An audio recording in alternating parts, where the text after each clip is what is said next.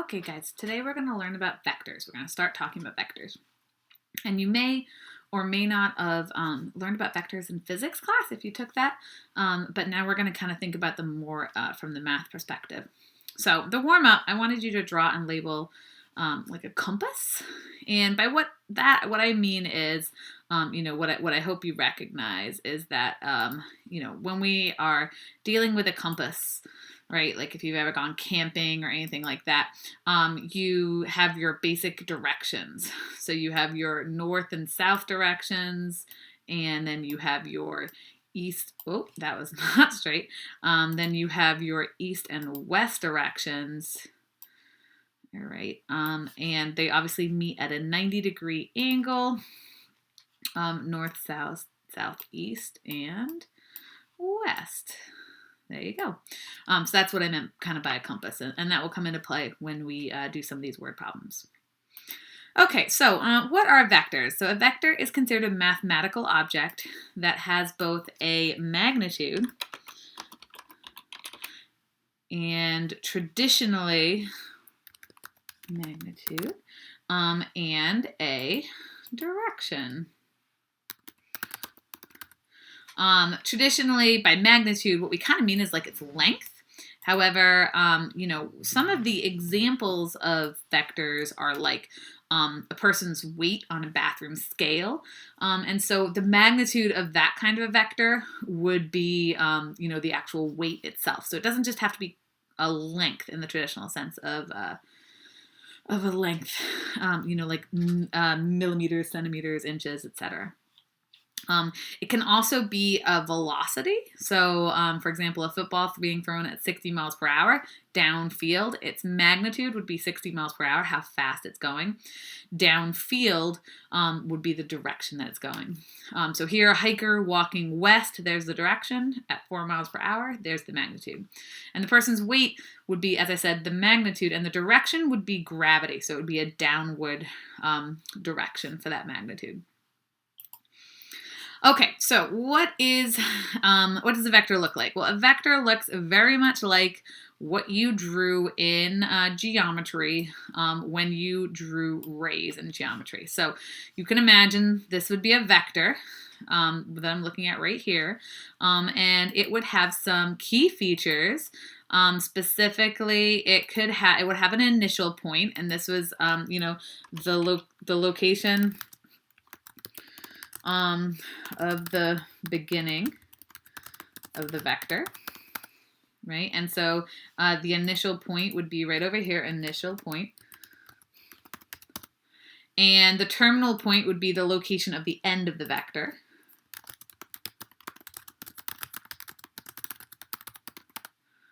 So this over here would be the terminal point. Terminal point. Now, if they were labeled on a diagram, due to the fact that they're points, if you remember from geometry, I would have to use capital letters to represent these points. So this would be point B, for example, and this would be point A.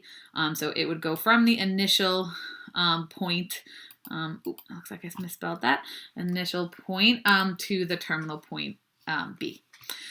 Standard position is when the initial point is at the origin. I'm having a hard time writing that. Points at the origin. And the direction is where the vector is heading. So in this case, we could give it an actual angle, and we will do that in a minute. And so, but we could say it's going at a certain number of degrees, or you can hear directions such as southwest or northwest or northeast or due north. Those are all examples of directions. And a magnitude is, basically how long the vector is, or basically the measure of the vector. Meaning if it's a velocity, then how fast is it going? So how do we call vectors? right down here. How does one denote a vector? So basically, there's a couple of different ways. So you can use, like you did in geometry. So we can call this vector AB. It's really important that we would start at the initial point and head towards the end point. This is mostly because this vector is, I don't know if I'm going to find the math symbol right here. One second, let me see if I can do this. Maybe not. Okay, yeah, it's very important because the direction is obviously important to us here. So in terms of this, I would write vector AB, and then I would draw a little arrow on top of vector AB. We could also give this vector another name. And so we could call it, for example, U. U is a very common letter that we associate with a vector. If you call the vector just by one letter, that letter is normally lowercase. It could have the vector symbol on top of it. So once again, it would have, just a little bit of an arrow on top of it. Or finally, we could just call it vector U, and we could give it a bold letter. So we could, down here, I'm not sure if you're going to see that I'm bolding this here, but if I could have vector U kind of italicized and bold, that's another way that I could call this vector. So all of those are acceptable ways to name this vector. Now, as I said, it's really important to call it AB because of that direction. So if I called it BA, that would be incorrect because that would be the right magnitude, the right length, but it would be going in the different direction. All right, so there are two main ways that people name the direction of vectors. It's quadrant bearing and true bearing. So quadrant bearing is when you use a quadrant as your starting point or starting direction, and you say how many degrees and towards what other quadrant. So for example, an example of this would be, for example, north, and then maybe 30 degrees, and then east. All right, so what would that mean? Well, that would mean I start with the direction of north. So I start in this direction, north, right? And then I'm going to measure 30 degrees towards the east. Well, if the east is over here, right? If over here is east, so I'm going to start at north. So I'm going to start here, and then I'm going to measure out from here 30 degrees towards the east. And obviously, hopefully, you guys can do a much better job on your paper than I can on the computer screen with this. So north 30 degrees east. That would be an example of a quadrant bearing. And you can start whatever letter we put first. So you could start with south, east, or west, or north. And then you name a degree, and then you name the direction that you're going at. And then a true bearing heading. True bearing has more to do with navigation. Anyone that sails hopefully will know about navigation. True bearing always begins at north. So it's just kind of understood that you're starting with north. And then from there, they measure clockwise in degrees. So starting with true north, you measure clockwise in degrees. So for example, and then, the one caveat to this one is that you must use 3 numbers to write this direction. And obviously not all degrees would be 3 numbers long. And so, for example, you could say 0-30 degrees. And that's how one would say, okay, I'm going to start at true north, and then I'm going to measure 30 degrees out clockwise. So it should look really similar to my other picture. that is what 0, 30 degrees would look like.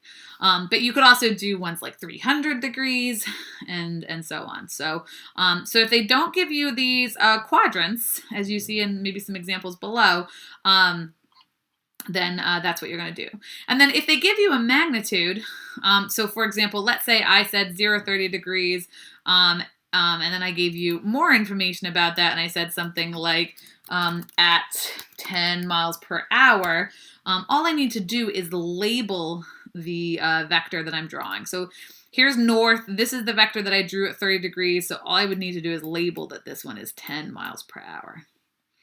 Miles per hour, right there. So go ahead and pause the video and then try the next 3 problems. I'm going to move on to the next question, but please fill in those. All right, so there are special pairs of vectors, parallel vectors. Parallel vectors have the exact same direction. So if we look over here and we talk about what our parallel vectors could be over here, as you see, they're just named with the lowercase bolded letter. So what vectors over here look as though they have the exact same direction? I would say that A, B, and also C look to be parallel. So I would say that I'm going to bold, I'm going to italicize, I'm going to say A, B, and C. Those vectors all look to be parallel in this case. Equivalent vectors have the same direction and magnitude. So that's important. They're basically the exact same vector, equivalent, that's what that really means. So what vectors here have the exact same direction and magnitude? I would say that it looks to me like A and C have the exact same direction and magnitude. A and C. That because A and B, obviously B looks to be longer for me than A and C. And then opposite vectors, they have the exact same magnitude, but exact opposite direction. For example, what we mean there would be like C and E. C and E. Or maybe, actually I wouldn't say that they're two opposite vectors. B and F have opposite directions, but they're not the exact same vector in the sense that it looks to me like B is longer than F. So those are just some special pairs of vectors that will come up a lot. All right.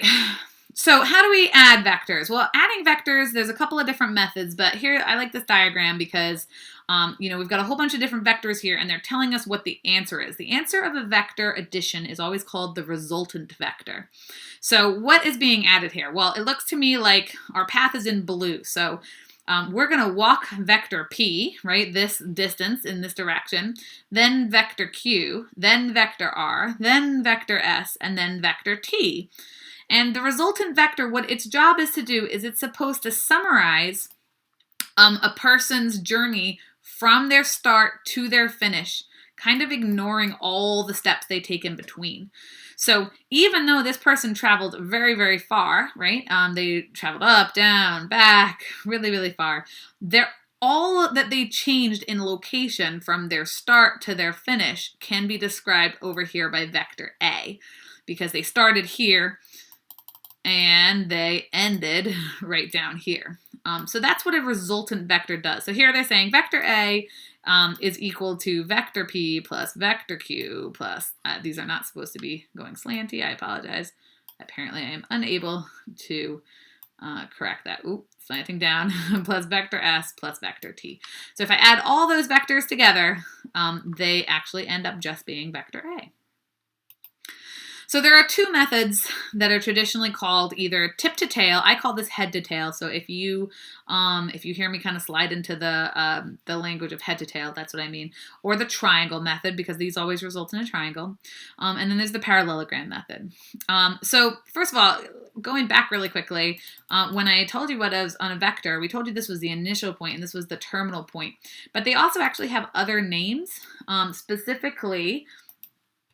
The beginning of a vector is called its head or its tip. That's another thing that it can be called. And the end of a vector is called its tail. Okay, so the beginning is its head or its tip, and the end is its tail.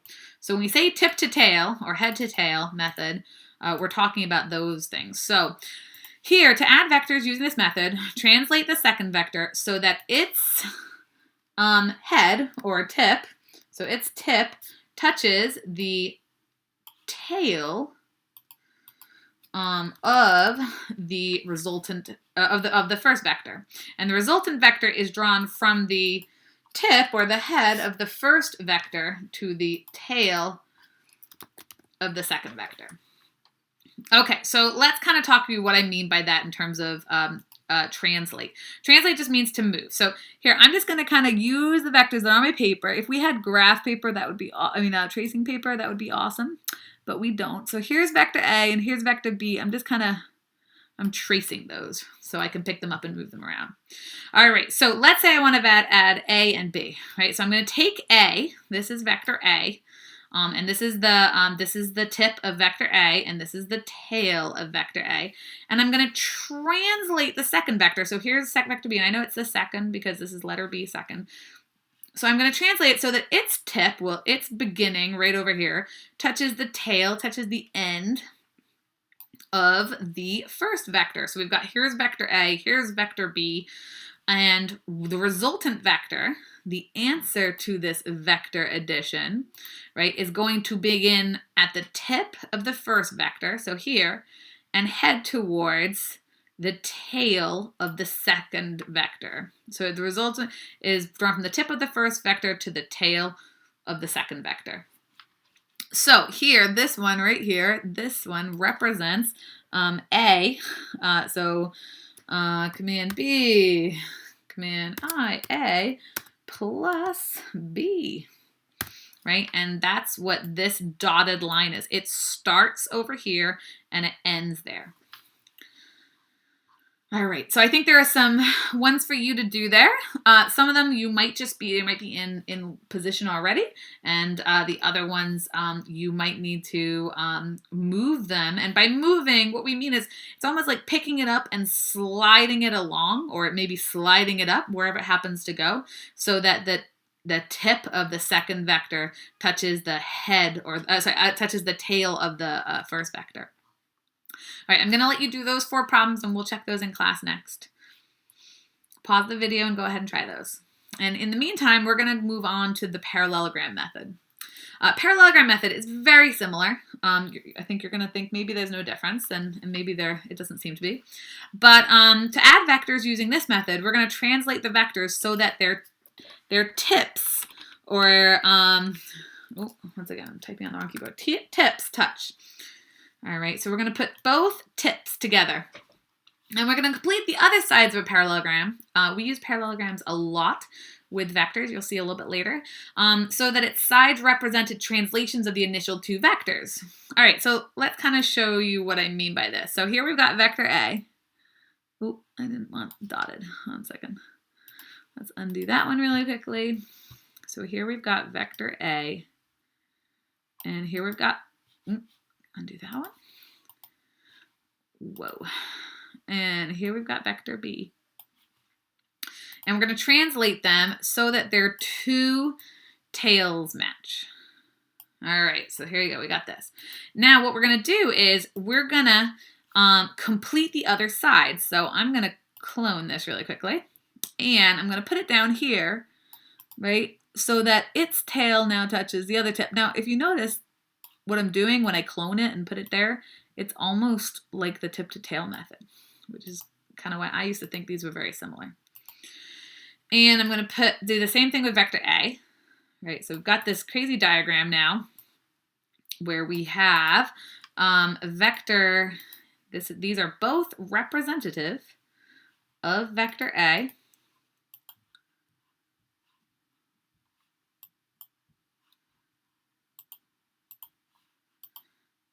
Oh, maybe not. Does not like that. Okay, so these are both representative vector A, and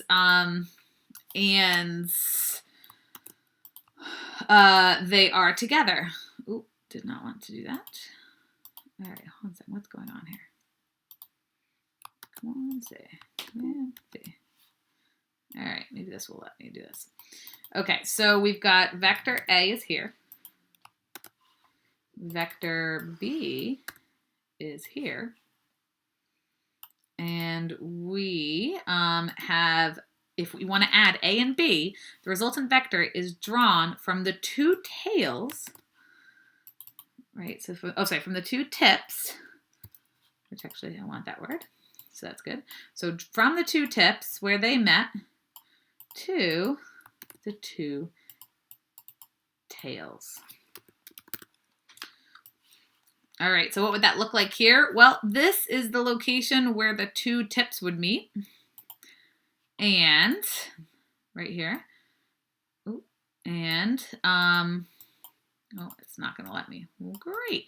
All right, so the location of the two tips meeting would be right here, and the location of the two tails meeting would be right here, and we're going to pick right back up on this. So you're going to have to watch it in the second video.